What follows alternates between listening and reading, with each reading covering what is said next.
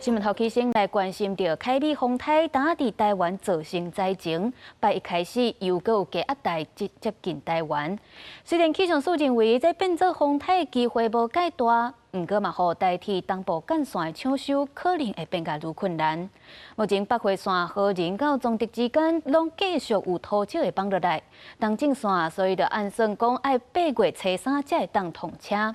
另外，伫咧金门嘛，也阁有上百位游客等要坐飞轮机，所有游客起价额椅啊，结柜台人员。金门航空站透早有200多人候补登机，因为风台延误行程的旅客未少。日前发生一个旅客好亲像等伤久，摕塑胶椅啊等去柜台人员遐。立营声明绝对无用稳任何伤害员工甲作业安全，若无理性的暴力行为会依法处理。丢椅子那个只是后面的，前面还有人拍桌子的。真是他等太久了，这情绪就失控了。因为凯美风台过境停4天的东港琉球交通船，28总算开船。透早东港码头人靠，因为外围环流影响，海上还有长影，为了安全慢速行驶，航行差不多40分。天来的客人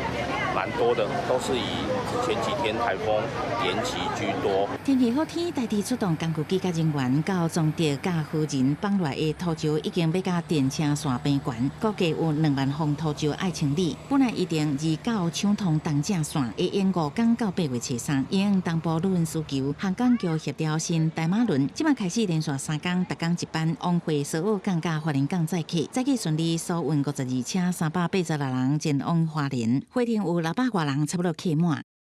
新台马轮呢，它这个乘客人数呢上限是642个人，然后小车可以载45辆，或者是大车18辆。凯美风台已经离正远啊，煞来阁有加压大挖进台湾，气象署评估拜1至拜2阁有局部大雨，也未当完全排除阁有风台形成。记者综合报道。